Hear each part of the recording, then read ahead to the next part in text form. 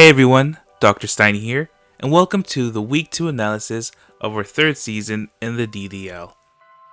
For a quick recap, we'll be doing some match analysis, followed by our weekly awards, and ending with a recap of the coach standings, as well as the schedule for Week 3. A minor change update to one of the award names. Instead of Misplay of the Week, we will be changing it to Failure of the Week, or Fail of the Week, due to the fact that the fail can be a result of more than one turn. With that out of the way, let's get into the match analysis. The first match we're going to be looking over is Lou versus Dusty. We see Dusty starts off with a very advantageous lead, his Flygon into Lou's Heat Ran. Lou immediately goes for an adjustment, goes into Skarmory, gets basically what's a free switch in on the Earthquake. Dusty decides it's time to switch out, goes for a U-turn, and here we find out that Lou has Rocky Helmet on this Skarmory, making it a lot harder for his physical attackers to be able to touch this thing effectively. Dusty goes into his Cinderace, predicts the switch out, and immediately U-turns, doing a nice chunk to this Alomomola, and goes into his Oricorio Pom Pom. Dusty takes advantage, goes for a Quiver Dance. Lou, realizing what's going on, switches out immediately to his Skarmory, tries to protect what could have been a Terra Ground. However, we see the Revelation Dance come out instead, and unfortunately here's where we encounter a bit of a problem. Last week we had mentioned how Beamer tried to use a Raging Bull while being Terra Steel. Now, I'm not entirely sure, and I have not gotten any confirmation if he thought Raging Bull changed with his Terra type, but in fact, it did not. I would have assumed that the same applied to Revelation Dance. However, as we are seeing here, the same does not apply. Revelation Dance does indeed change if Oricorio terrestrializes. So a very unique situation we have here. I'm assuming that Revelation Dance was his only electric move, and now Dusty has no way to touch this Skarmory. Dusty, for some reason, decides to stay in, go for another Quiver Dance, goes for an Air Slash, but misses. Realizing the best thing he can do is probably get rid of the spikes, goes for a Defog, and down goes Oricorio Pom Pom. Dusty with a free switch into his Cinderace, takes that Skarmory all the way down to his 30. However, Lou sees that coming, goes immediately for that Roost, and we see ourselves with a double switch out here. Lou, once again in a disadvantageous matchup, switches out immediately to a Alomomola, not doing nearly as much as he'd like. Switches out immediately to his Rotom-Mow, goes for that Leaf Storm, barely a tickle to this Heat Ran. Dusty brings in his Cinderace, dodges the Magma Storm, and now we see Protect coming from Lou's side, which actually comes in clutch, as not only does he avoid the damage from the high jump kick, but Dusty suffers a huge recoil from that miss. Dusty goes for a quick adjustment, switching out to his Flygon. It appears that Lou also went for a switch, did not like that Alomomola switch that he did, and goes into his Skarmory. Fortunately for him, he catches that U-turn, which does hurt that Flygon more than it hurts himself. Annihilate now coming in, goes for what we see a Thunder Punch and getting the paralysis off. This is a very huge turn of events for Dusty. However, we see he switches out to Rotom as Lou switches into his Raging Bolt. Dusty, not liking this matchup one bit, switches to his Flygon, but unfortunately eats a Draco Meteor to the face, losing his second Mon here at turn 21. Dusty now sends this Annihilate, goes for that U-turn, and unfortunately will suffer some hefty damage from that Rocky Helmet recoil. This Rocky Helmet has been the bane for Dusty this whole match. Dusty going for the high jump kick once again, trying to see if he catches anything else that wants to go into that Pyro Ball. Actually lands, takes out the Skarmory, and finally gaining some footing in this battle. Blue decides to go for another protect, and unfortunately this is where Cinderace falls, once again missing that high jump kick, suffering recoil damage. Dusty gets in his Annihilate, switches out his Heat Ram for a Lulamola, suffering very minimal damage. Dusty, not wanting to stay in much longer, goes into his King Gambit, which we see has the Supreme Overlord ability. However, we see Flip Turn on Lu's end, giving him the momentum to go into his Heat Ram. Heat Ram goes for a Magma Storm, is faster than this King Gambit, lands it and traps King Gambit in for the remaining turns. Lu decides to go for Protect, gets some leftover recovery, as he lets Magma Storm do its job, switches out to Zalola.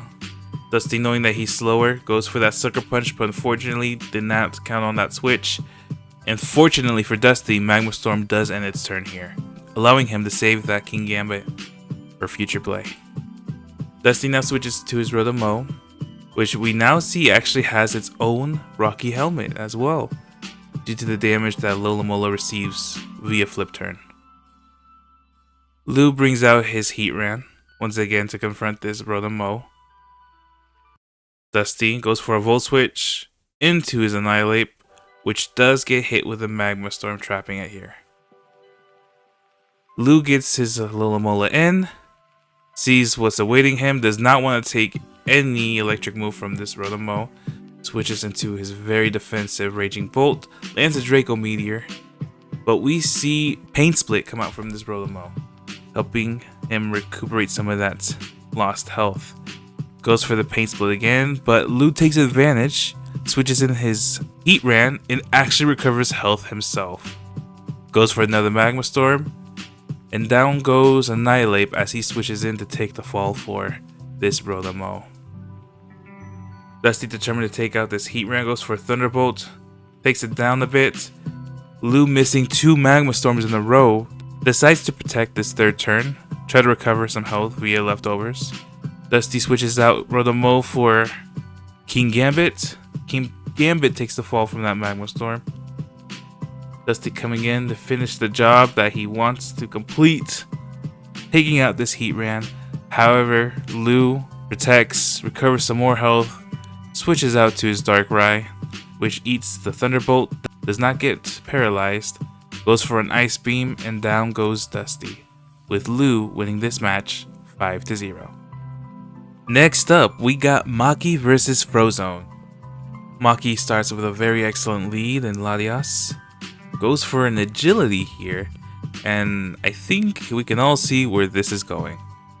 However, upon seeing the Tyranitar switch in, does not want to risk any dark attack from this monstrous of a beast hitting it, so Maki decides to switch out into Umbreon, which eats up the knockoff, but unfortunately does lose its leftovers. And with Sandstream up, that passive damage is really going to start to hurt. We see a double switch come from both sides. Frozone goes into Fortress, Maki goes into Primarina. Frozone, not liking this matchup, switches into his Rotom Wash. And we see Maki come out with the Whirlpool. Fortunately, Frozone does have Volt Switch on hand, gets the heck out of there, and we see now Perish Song come out. So this was a very interesting set to see. It's apparently a Perish Trap. And Monkey Dory is the one who switches in on it. We see Protect now as the third move on this Primarina. Looks like it was definitely trying to take down whatever it could trap with it. Maki, seeing that the plan has failed, decides to roll with it. However, Monkey Dory goes for a parting shot, and Primarina a Flip Turn.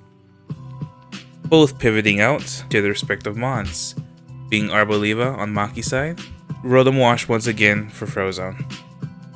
Frozone pivots out once again, activating Seed Sower via Volt Switch, goes into his Monkey Dory, and it is revealed that Covert Cloak is on this Arboliva. Arboliva goes for a Leech Seed. In the following turn, we see Toxic come out from this Monkey Dory. This poor Arboliva cannot catch a break. 2 weeks in a row, it's trying to go for this Leech Seed tactic, but unfortunately, Toxic just keeps getting in the way. We see a Terra Normal powered Hyper Voice come out, does some significant damage to this Monkey Dory. Monkey Dory parting shots, goes into Brute Bonnet, and takes that Hyper Voice considerably well, gaining some recovery via grassy terrain. Arboliva, no longer being grass type, takes a good 44% damage from that Trailblaze. However, Maki goes for an excellent play here, goes for a Luring Voice. Not only super effective, but actually confuses the Brute Bonnet while it gets that +1 speed via Trailblaze. Frozone, not wanting the risk of losing this Brute Bonnet, goes into his Fortress. Maki recovers all that lost health via Strength Sap. However, that toxic damage is starting to pile up. Decide to switch out for now to reset that damage. Frozone at this point now is hazard stacking, getting his first layer of spikes, along with the stealth rocks he set earlier with Tyranitar. Tries the Volt Switch out of there, but Maki goes for a Protect Wish. Goes for another Wish, and Frozone takes advantage, gets another layer of spikes down. Primaria comes in via Baton Pass from Umbreon. From 49 to 36, from 36 to 20, from all that hazard damage. Gets hit by the Volt Switch and barely lives on 3 HP, allowing Wish to do its job and get it back to over half health. However, this Brute Bonnet is faster, lands the Seed Bomb, and takes out Primarina, with our first loss here being at turn 19. Maki gets Latias back into the fray, goes for the agility set one more time, taking advantage of Frozone switching out.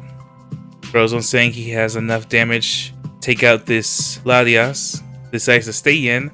However, Latias goes for the recover, bringing it back to full health. The knockoff leaves that Latias at 7% health, not quite enough for a one-hit KO, allowing it to access its weakness policy, what we all feared and saw coming.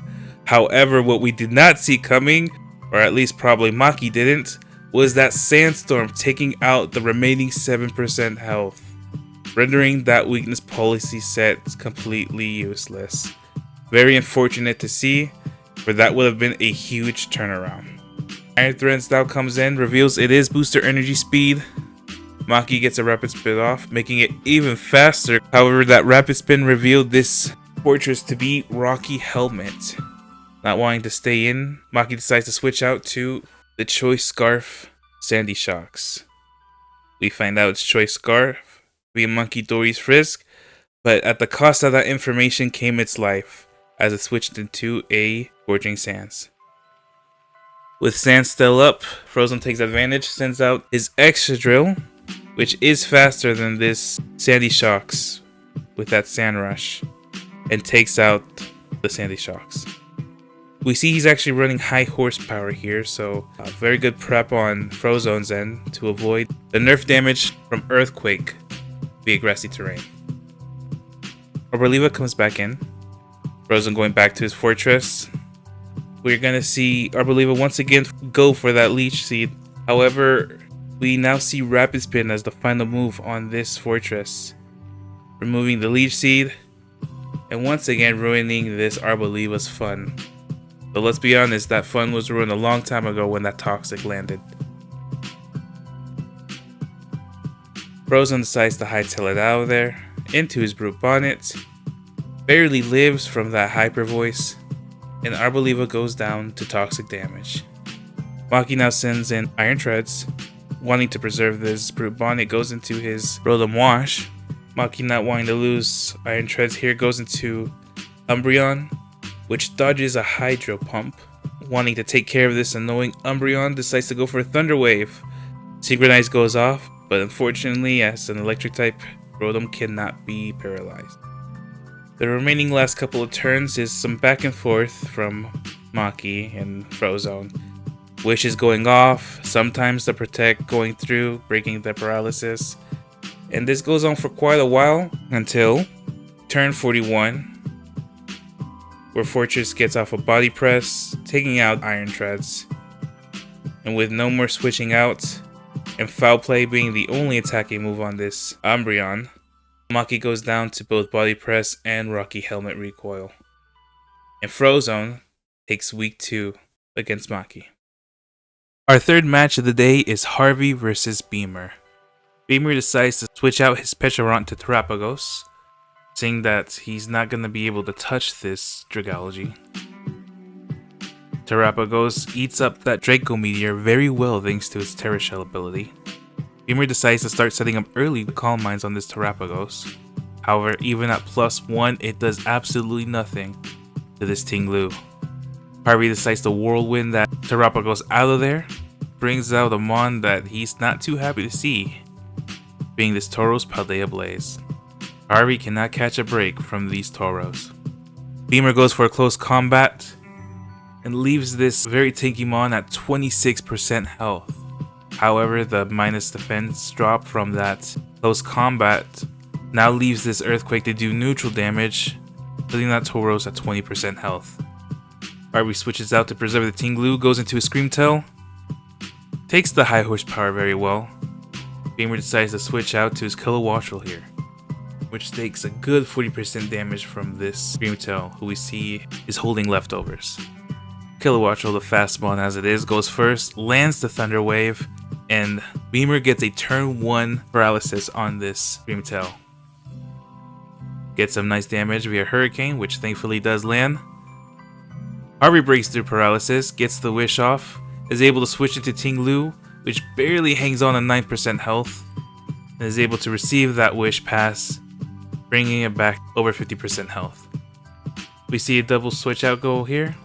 Beamer brings in Ogerpon and Harvey his Iron Thorns. And here, ladies and gentlemen, we will see why the expression, if it ain't broke, don't fix it, exists. Much like Kyoma last week, Beamer decides to go for a very effective move, although he had one in stab, but goes for Stopping Tantrum here. Harvey goes for that Terra Bug, eats up that Stopping Tantrum, and is able to get 2 Dragon Dances off before being taunted by that Ogerpon. Beamer, not wanting to stay in, goes into Kilowattrel. However, it goes down to Pin Missile, which although resisted only takes 3 hits to go down. Beamer decides to go into his tankiest mon pitcher route, gets crit hit by Supercell Slam, but thankfully is able to get the Toxic off, activating his Poison Puppeteer, leaving our poor Iron Thorns not only toxic, but confused. However, ladies and gentlemen, Iron Thorns is here to remind us that he is the protagonist of this story. Beamer brings in his Iron Valiant, which shows to be booster energy speed, is faster than this Iron Thorns, even at +2 speed. However, Iron Thorns lives, goes for another Supercell Slam, breaking through confusion, landing it, and taking out the Iron Valiant in 1 hit. Beamer decides to sacrifice his Tauros to at least get an Intimidate off, in case it lives this last Toxic. However, Iron Thorns breaks through the confusion, not once, not twice, but thrice. Takes out the Tauros right before succumbing to its toxic damage here at turn 17, being the first loss on Harvey's side, leaving Beamer with only 2 mons. Beamer goes for a Scorching Sands, does get a burn off. Harvey lands a Draco Meteor, doing a good 30% damage. However, this Terrapagos is setting up now, hoping to bring it back for a late game sweep. Harvey decides that he will not switch out, tries to take the Terrapagos down as much health as possible. Harvey able to bring this Terrapagos down to 20% health, losing his Dragology, bringing in Scizor, takes it out with a Bullet Punch. Beamer now sends in his last mon, Ogerpon, does 50% damage via IV Cudgel, however goes down to Technician boosted U-turn, and Harvey wins Week 2 against Beamer 4-0. Moving on, we have Spoods versus Deepav. For once, I'd say we have a pretty decent start in the sense that no one has to switch out. We see Deepav go for a Scald, hoping to probably get a burn as well off this Corvid Knight besides just doing damage. But we see Spoods go for a Light Screen, and later find out he's holding Light Clay. So those screens will be there for the full duration unless Deepav has some sort of screen breaker. We see Spood switch into his Raikou, And Deepav goes for flip turn, gaining momentum and switching in to his Embor.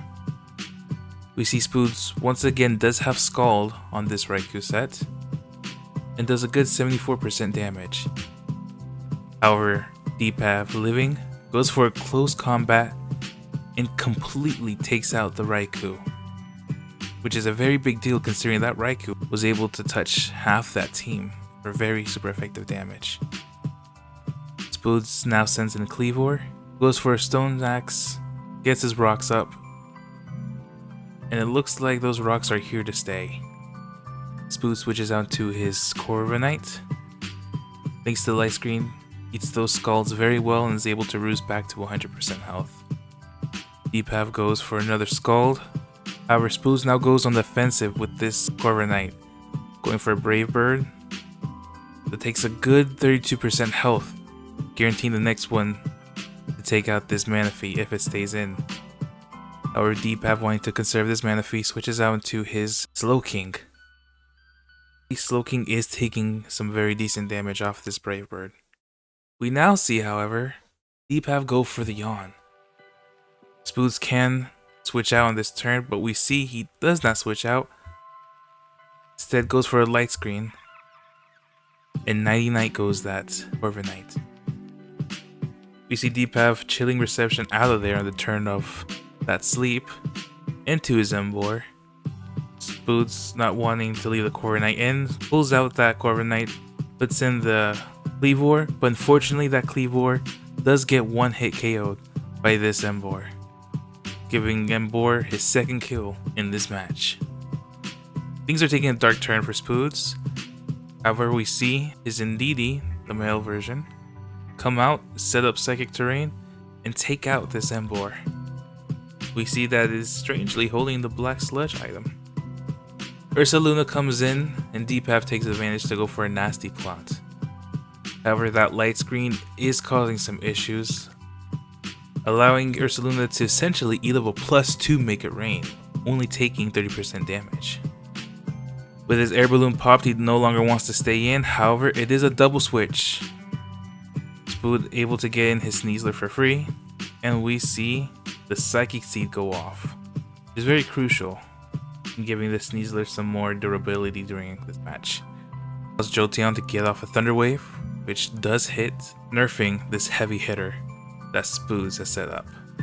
Deepav switches out to Slowking, hoping to take a hit, maybe sacrificing it. Regardless, it does go down in one hit of Dire Claw. Deepav now has a free switch into his Enamorus, which does take out the Sneasler in one hit. Spoods now brings in his Indeedee once again, goes for the trick, gives it its Black Sludge. However, we see that it actually had Choice Scarf. Next turn we see Spoods go for a Shadow Ball. However, unfortunately, it does get the special defense drop, which in Enamorus' case actually is a +1 to his special defense. We see Spoods decides to stay in to try to take out this Enamorus. However, because of that special defense going up, he does not get that kill and will go down here. And Enamorus goes down to Black Sludge. Spoods now sends in his Ursaluna, which takes a good 39% health, guaranteeing that in the next attack it will go down.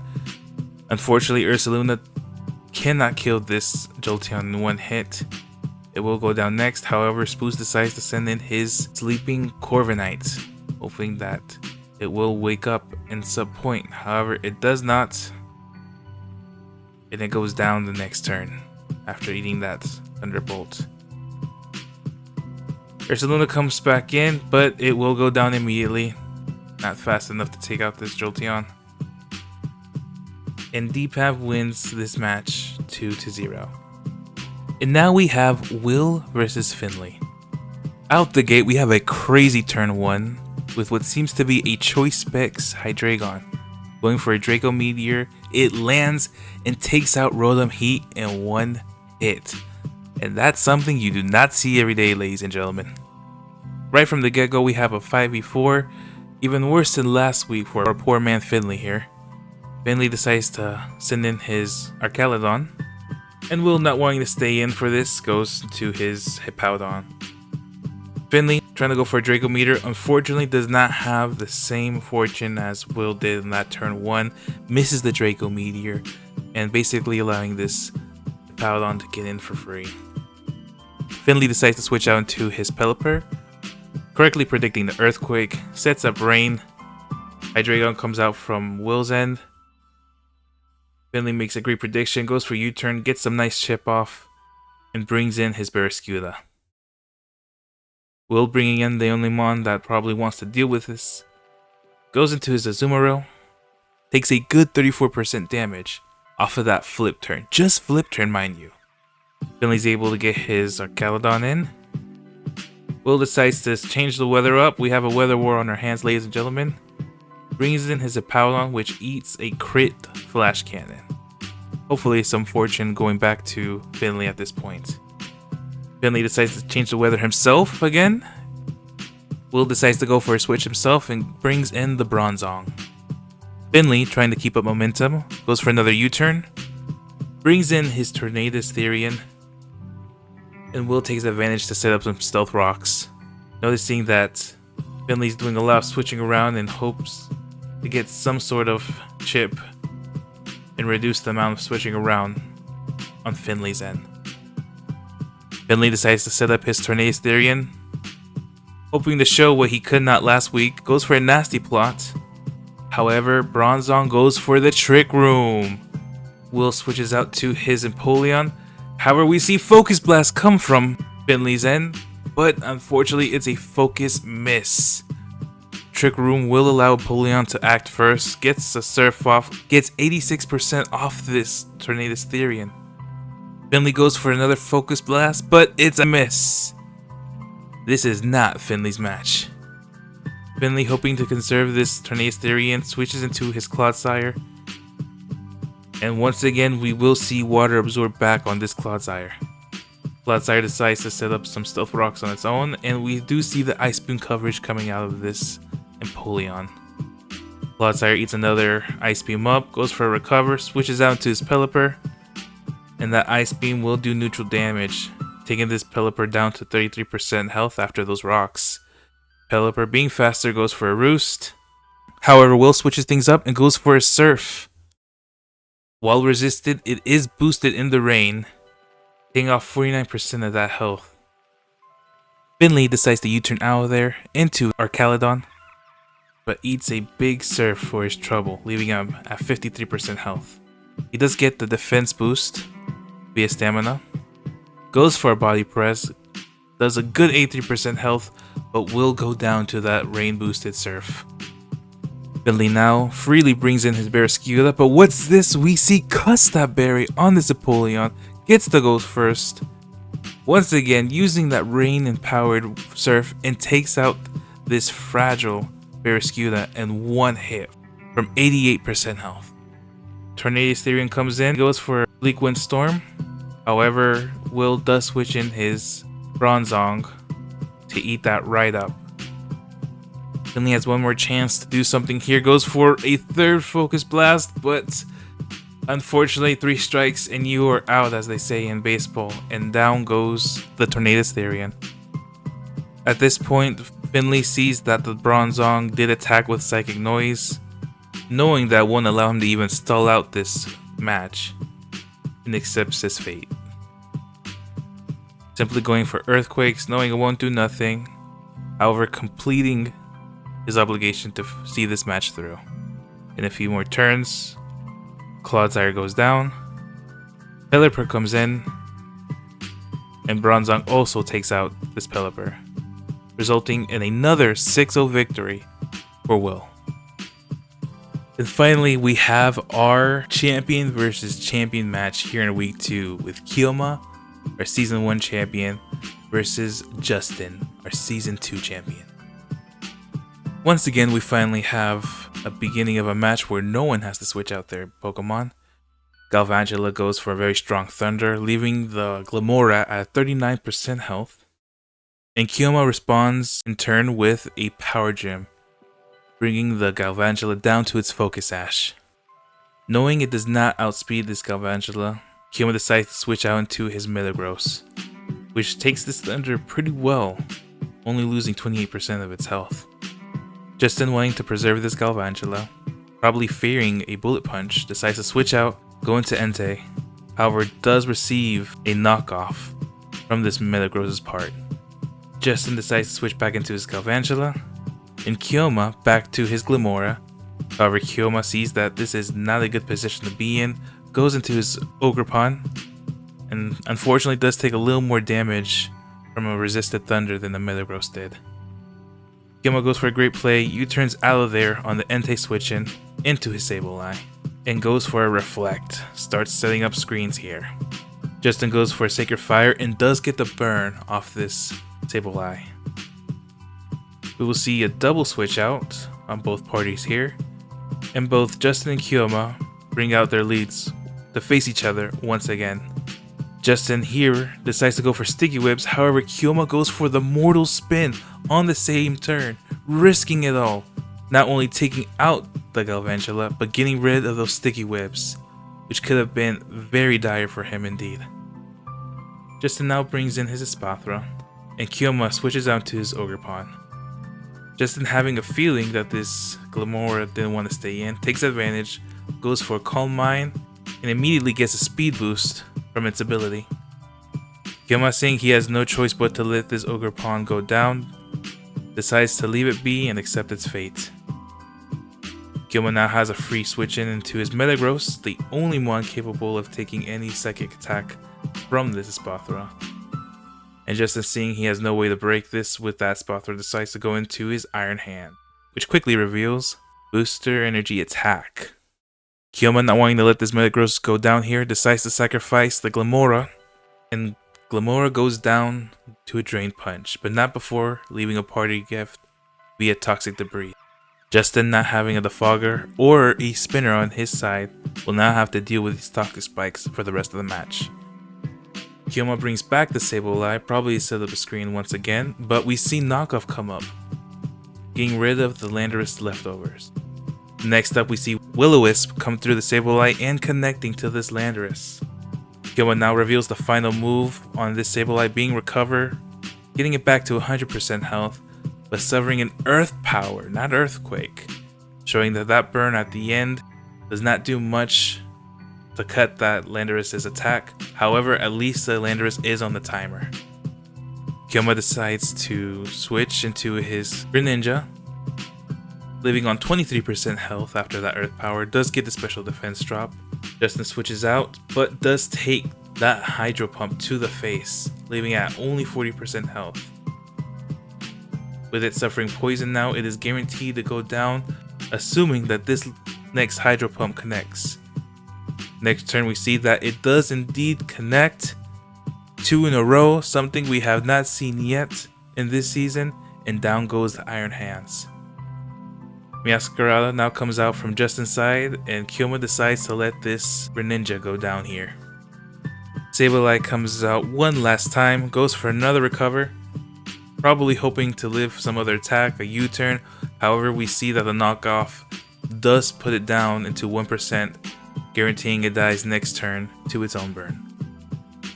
Kyoma now brings in the Gouging Fire, which we see has boots as it did not take any rocks damage. Was probably necessary too. All the health that this Gouging Fire can maintain will be necessary for it going forward. Kyoma goes for a Dragon Dance, deciding that now is the time for the late game setup. However, that Intimidate from Landorus is here to make sure that even if he's faster, he will not pack the same amount of Sponge as he needs. We see a couple of switching around on Justice's side, conserving that Landorus to keep that Intimidate for future uses. However, after coming on a Breaking Swipe and taking a Flare Blitz next turn, that Espathra will go down, leaving this Gouging Fire on 46 health. Landorus, only at 26% health, goes down to another Flare Blitz, giving Gouging Fire his second kill this match. Justin now sends out Entei to meet his forefather, hoping to whittle it down enough for Meowscarada to come with a late game comeback. However, we see the last move on this Gouging Fire set to be Morning Sun. That's right, Morning Sun. allowing Kyoma not just to recover, but also continue the setup to outspeed this Meowscarada. With Entei on the timer, now that it's poisoned, all Kyoma has to do is keep recovering health, leaving it as healthy as possible for this Meowscarada. However, with that Flare Blitz and that +2 speed, it doesn't even matter. Meowscarada will not outspeed and goes down next turn, allowing Kyoma to win this match 2-0. An excellent match between two champions of this league, and both played tremendously well. And that concludes our match analysis for week 2. Next up, we have our weekly awards, starting with Set of the Week. The nominees for Set of the Week are Spoods, Will, and Kyoma. Third place goes to Spoods and his Light Screen Corviknight. The reality is, Light Screen made the match between Deepav and Spoods a lot closer than it could have been. One could even say that had it not been for Spoods letting Corviknight go to sleep, he probably could have found a way to turn the match around in his favor. Second place was hard as it ties for first. However, at the end of the day, I decided to give it to Will and his Custap Berry Empoleon. This was a beautiful play. The fact that Will was able to pull this reverse Uno card in front of the fastest Mon that was available for either side in Rain, and helped secure Will not just the win, but the 6-0. However, ultimately, I decided to give first spot to Kyoma in his Gouging Fire set. The reason being that while Custap Berry was huge, it's one item specifically that I enjoyed on the Mon instead of the whole set, whereas Gouging Fire, everything was perfect. From the heavy duty boots to prevent the stealth rock damage, all the way to his 4 moves, which secured a late game sweep. Breaking Swipe to lower physical attackers such as Landorus, which were a huge threat to him, to Dragon Dance to secure the outspeed Meowscarada, and Morning Sun to recover in the process of setting up and recover the Flare Blitz recoil damage. Every move was used perfectly at the right time, and that's why Kyoma gets Set of the Week. So congratulations, Kyoma, and your Gouging Fire for this award. Our next award is Play of the Week, and our nominees are Frozone, Will, and Kyoma. Third place goes to Will in his prediction on the Pelipper Roost. Having previously gone for Ice Beam, Will calls out the incoming Roost on Pelipper's end to try to take reduced damage from the Ice Beam, and instead goes for a Rain Boosted Surf, negating all healing that Pelipper received. This in turn causes Finley to switch out into her Caledon, which basically takes free damage off of another Rain Boosted Surf, resulting in its death the next turn. This second place award goes to Frozone, who, if I'm being honest, I wanted to put at first simply because of how much it made me laugh when I saw it. But this play is from his Tyranitar, going all in on that knockoff in front of this weakness policy Latias. As I mentioned in my analysis, as soon as we saw agility, we kinda all saw where this was going. However, at this point, Frozone says screw it, goes for it anyway. Although doesn't get the kill and activates the weakness policy, the Latias goes down to Sandstorm damage, resulting in Frozone deleting what could have been the sweeper on Maki's side. First place goes to Kyoma in the Mortal Spin on his Glamora. This was an all-in action. While the same could be said for Frozone, this Glamora was at much less HP and had no chance of outspeeding this Galvantula had it decided to attack. However, in this turn, not only does Kyoma get the kill on this Galvantula, but removes the sticky webs, which could have made it even harder for Kyoma to make that late game setup work. Congratulations to Kiyoma for winning Play of the Week. We now move on to our favorite award, Fail of the Week. Before getting into the nominees, there's something I want to also add that's changing with this award besides simply the name. The main reason why I wanted to change the name had to do with the fact that misplay kind of insinuated that the failure of that turn had to do solely with the coach's fault of not playing it well. However, that is not always the case. The coach can be well prepared, go for a great play. However, there are things just out of their control that happen and result in a failure. With that being said, our nominees for Fail of the Week are Dusty, Spoods, and Finley. Third place goes to Dusty, and the terrestrialization of Oricorio losing its electric stab. This is third place because Dusty, along with the rest of us probably, had no idea that terrestrializing was gonna change typing on Revelation Dance. It didn't work on Tauros and Raging Bull. We had no reason to suspect it would work on Oricorio. This unfortunately did end in Dusty losing the advantage he had, resulting in Dusty's big loss. Second place goes to Spoods, letting the Corvin Knight fall to sleep when he got drowsied. As I mentioned before in Set of the Week, I have a strong feeling that had he not let that Corvin Knight go to sleep, he probably could have found a way around and probably secure victory for himself. Live a super effective attack, get a light screen off, and set his Ursaluna up for a late game sweep probably. And Fail of the Week will go to Finley, both for his turn 1 and his 3 focus misses.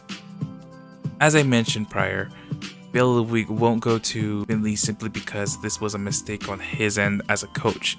These were simply fails, very big fails, that definitely affected the overall outcome of the match. Turn 1 was due to Finley simply not expecting the Specs Tydragon. He was probably expecting something else and most likely would have lived the Draco Meteor with any other set.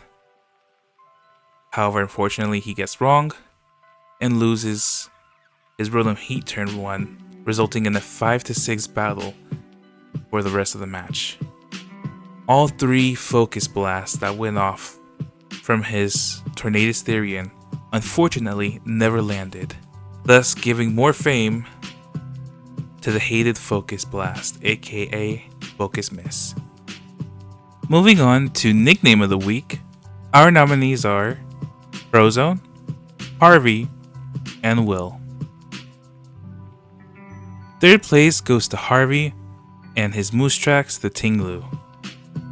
Very fitting nickname. The color on this Pokemon does match the color of the ice cream it's referenced to. And overall, a nice nickname. Second place goes to Will and his Bronze League Bronzong. This was very witty. As a League player, I appreciated this very much so. I promise you, this does not mean I'm stuck in bronze. Regardless, this was a nice little call out and fit it very well. So, good job, Will, on this second place. And first place goes to Frozone and his Etu Brute Bonnet. Ladies and gentlemen, what else is there to say? It's literally the actual quote, and it fits perfectly. It's Brute Bonnet, Etu Brute. It's so clever. So clever. Right? Last week's had nothing to do with this. It's beautiful. He can't keep getting away with this. So congratulations to Frozone for winning Nickname of the Week 2 weeks in a row now. And finally, we have Game of the Week. And our nominees are Beamer versus Harvey, Spoods versus Deepav, and Kiyoma versus Justin. Third place will go to Spoods versus DPAV. This was one of the closest matches we had of the week, and it was very interesting seeing how the situation kept going back and forth. There's misplays on both sides, increasing the entertainment value out of this game. Second place goes to Beamer versus Harvey. While not as close, once again I want to bring back that entertainment value. This is all to the Iron Thorns popping off halfway through the match. While it didn't make it to play of the week, the Terra bug, once again thwarting the opposition's plans, gave Harvey the chance to set up not one but two Dragon Dances, delete the opposing Pokemon. He gets Toxic Poison, he gets confused from the Poison Puppeteer ability, however breaks through confusion 3 turns in a row before succumbing to toxic damage. Nothing was stopping this Iron Thorns. He was gonna die on that hill, but he was gonna make sure he took more than half that team down with him.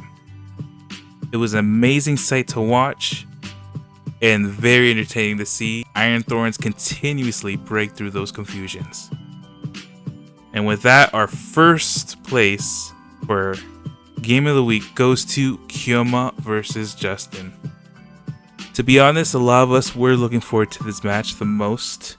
The fact that it was 2 champions going at it, and so early in the league, might I add, was just a very exciting prospect, and they did not disappoint, let me tell you. It was our other closest match of the week. However, we saw Kyoma set up everything perfectly for a late game sweep with that gouging fire set. So congratulations to both Kyoma and Justin for winning Game of the Week. And that concludes our weekly award portion for this week. We will now be moving on to the Week 2 standings. Our first 3 coaches all have a 2-0 record, with Will at first, Harvey at second, and Frozone at third. The next 6 coaches all have a 1-1 record, with Justin and Lou tying for 5th, Spoods for 6th, and Kyoma at borderline 7th. Finley and DPAV, our last remaining 1-1 record coaches, are right below that threshold at 8th and 9th place. Our last 3 coaches all have an 0-2 record, with Maki and Dusty tying at 11th and Beamer at 12th.